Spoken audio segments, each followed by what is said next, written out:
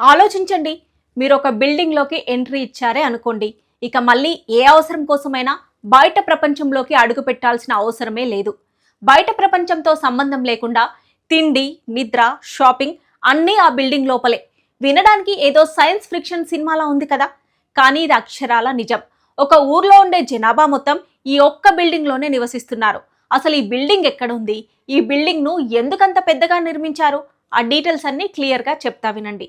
Welcome to Mamata Reddy talks. ఇంకా channel subscribe చేసుకోకపోతే వెంటనే సబ్స్క్రైబ్ చేసుకోండి. ఈ బిల్డింగ్లో సుమారు 20,000 నుంచి 30,000 మంది నివసిస్తున్నారు. ఒక చిన్న పట్టణం లేదా మున్సిపాలిటీ జనాభా అంతా ఈ ఒక్క అపార్ట్మెంట్లోనే ఉంటారు. ఇక్కడ ఉండేవారు బయట ప్రపంచంలోకి అడుగు పెట్టాల్సిన అవసరమే లేదు. ఈ బిల్డింగ్ లోపలే భారీ ఫుడ్ కోర్ట్లు, స్విమ్మింగ్ పూల్స్, జిమ్ సెంటర్లు ఉన్నాయి. అంతేకాదు సూపర్ మార్కెట్లు, బార్బర్ షాప్లు, సెలూన్లు, ఇంటర్నేషనల్ కేఫ్లు కూడా బిల్డింగ్ లోపలే అందుబాటులో ఉన్నాయి.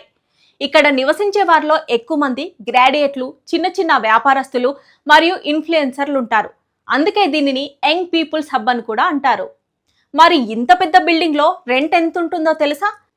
కిటికీలు లేని చిన్న చిన్న రూమ్స్ అయితే సుమారు 17,000 నుంచి మొదలవుతాయి.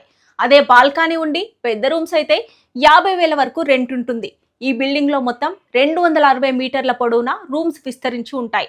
ఒకేసారి 30,000 మంది వరకు ఇక్కడ నివసించే కెపాసిటీ ఈ బిల్డింగ్కు ఉంది.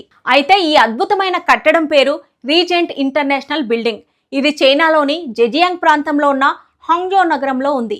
ఇది దాదాపు 675 అడుగుల ఎత్తు ఉంటుంది. ఇది ఇంగ్లీష్ అక్షరం ఎస్ ఆకారంలో ఉంటుంది. మొదట్లో దీనిని ఒక లగ్జరీ హోటల్గా నిర్మించాలని ప్లాన్ చేశారు. కానీ తర్వాత దీనిని రెసిడెన్షియల్ అపార్ట్మెంట్గా మార్చేశారు. దీనిని వర్టికల్ సిటీ అని కూడా అంటారు. మరి ఈ అద్భుతమైన బిల్డింగ్ ను డిజైన్ చేసింది ఎవరో తెలుసా? ప్రపంచంలోని అత్యంత విలాసవంతమైన హోటల్ బుర్జ్ అల్ అరబ్ ని డిజైన్ చేసిన వారే దీనికి కూడా రూపకల్పన చేశారు. చిన్న టౌన్ లో ఉండే జనాభా అంతా ఒకే బిల్డింగ్ లో ఉండడం అంటే నిజంగా గ్రేట్ కదా. బయట ప్రపంచంతో సంబంధం లేకుండా, వర్షం వచ్చినా ఎండ కాసినా సంబంధం లేకుండా ఒకే బిల్డింగ్ లో జీవితం గడిపేయడం వినడానికి వింతగా ఉన్నా చైనాలో ఇది ఒక మోడర్న్ లైఫ్ స్టైల్. మరి మీకు కూడా ఇలాంటి బిల్డింగ్ లో ఉండే ఛాన్స్ వస్తే ఉంటారా? వామ్మో మా వల్ల కాదు అంటారా? కింద కామెంట్లో చెప్పండి.